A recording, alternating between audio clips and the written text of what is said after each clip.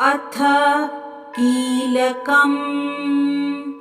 ॐ अस्य श्रीकीलकमन्त्रस्य शिव ऋषिः अनुष्टुप् छन्दः श्रीमहासरस्वती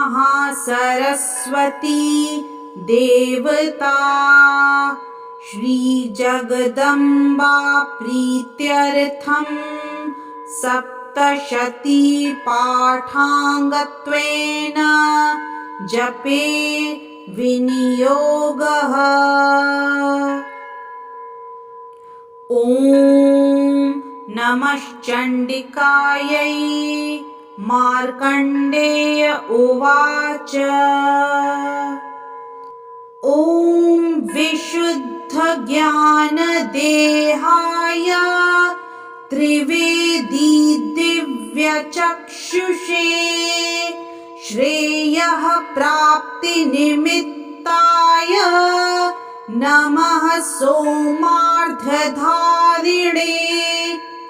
सर्वमेतद्विजानीयान् मन्त्राणामभिकीलकम् सोऽपि क्षेममवाप्नोति सततं जाप्य तत्परः। सिद्धयन्त्युच्चाटनादीनि वस्तूनि सकलान्यपि एतेन स्तुवतां देवी स्तोत्रमात्रेण सिद्धयति। न मन्त्रो नौषधं तत्र न किञ्चिदपि विद्यते विना जाप्येन सिद्धयेत सर्वमुच्चाटनादिकम्। समग्राण्यपि सिद्धयन्ति लोकशङ्कामिमां हरः। कृत्वा निमन्त्रयामास सर्वमेवमिदं शुभम्।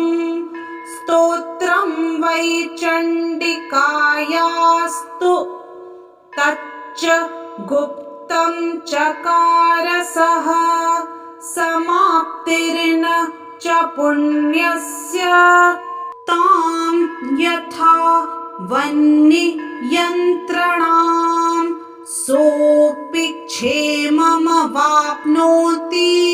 सर्वमेवं न संशयः। कृष्णायां वा चतुर्दश्याम् अष्टम्यां वा समाहितः ददाति प्रतिगृह्णाति नान्यथैषा प्रसीदति। इत्थं रूपेण कीलेन महादेवेन कीलितम्।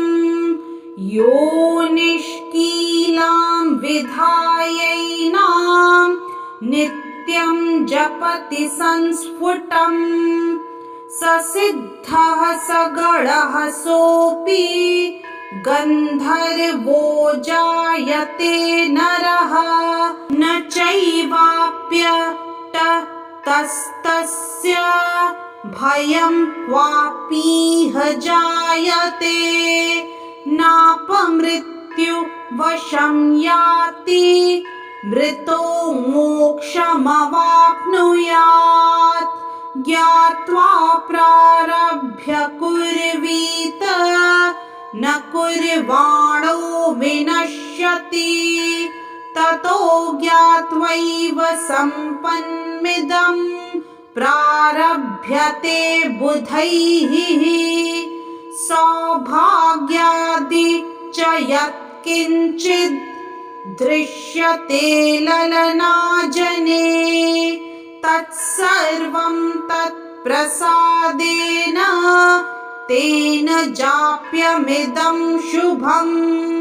शनैस्तु जप्यमानेऽस्मिन् स्तोत्रे सम्पत्तिरुच्यते। रेचकैः भवत्येव समग्रापि ततः प्रारभ्यमेव तत् ऐश्वर्यं यत् प्रसादेन सौभाग्यारोग्यसम्पदः शत्रुहानिः परो मोक्षः स्तूयते सा न किं जनैः इति देव्याः कीलकस्तोत्रं सम्पूर्णम्।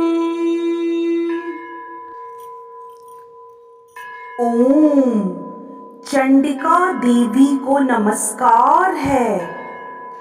मार्कंडेय जी कहते हैं, विशुद्ध ज्ञान ही जिनका शरीर है, तीनों वेद ही जिनके 3 दिव्य नेत्र हैं, जो कल्याण प्राप्ति के हेतु हैं तथा अपने मस्तक पर अर्धचंद्र का मुकुट धारण करते हैं, उन भगवान शिव को नमस्कार है। मंत्रों का जो अभिकीलक है, अर्थात मंत्रों की सिद्धि में विघ्न उपस्थित करने वाले शाप रूपी कीलक का जो निवारण करने वाला है, उस सप्तशती स्तोत्र को संपूर्ण रूप से जानना चाहिए और जानकर उसकी उपासना करनी चाहिए। यद्यपि सप्तशती के अतिरिक्त अन्य मंत्रों के जप में भी जो निरंतर लगा रहता है, वह भी कल्याण का भागी होता है। उसके भी उच्चाटन आदि कर्म सिद्ध होते हैं तथा उसे भी समस्त दुर्लभ वस्तुओं की प्राप्ति हो जाती है। तथापि जो अन्य मंत्रों का जप न करके केवल इस सप्तशती नामक स्तोत्र से ही देवी की स्तुति करते हैं, उन्हें स्तुति मात्र से ही सच्चिदानंद स्वरूपिणी देवी सिद्ध हो जाती है। उन्हें अपने कार्य की सिद्धि के लिए मंत्र, औषधि तथा अन्य किसी साधन के उपयोग की आवश्यकता नहीं रहती। बिना जप के ही उनके उच्चाटन आदि समस्त आभिचारिक कर्म सिद्ध हो जाते हैं। इतना ही नहीं, उनकी संपूर्ण अभीष्ट वस्तुएं भी सिद्ध होती हैं।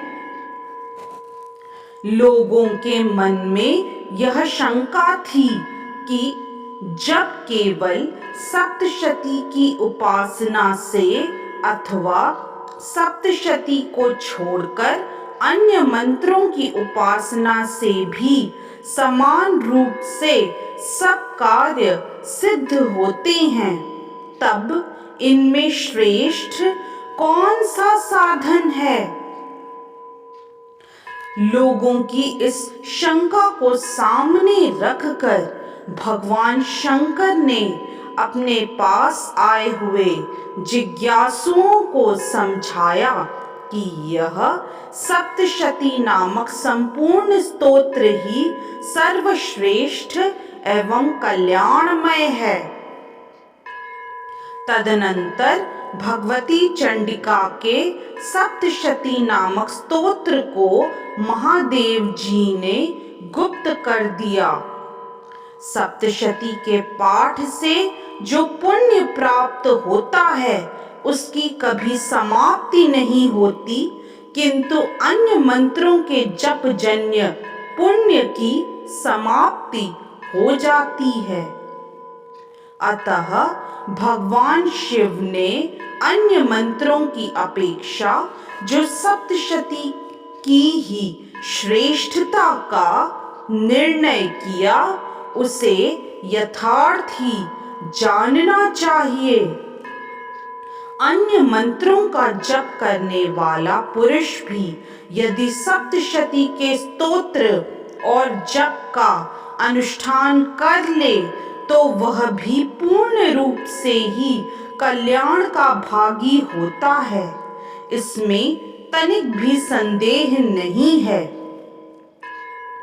जो साधक कृष्ण पक्ष की चतुर्दशी अथवा अष्टमी को एकाग्रचित होकर भगवती की सेवा में अपना सर्वस्व समर्पित कर देता है और फिर उसे प्रसाद रूप से ग्रहण करता है, उसी पर भगवती प्रसन्न होती है, अन्यथा उनकी प्रसन्नता नहीं प्राप्त होती है।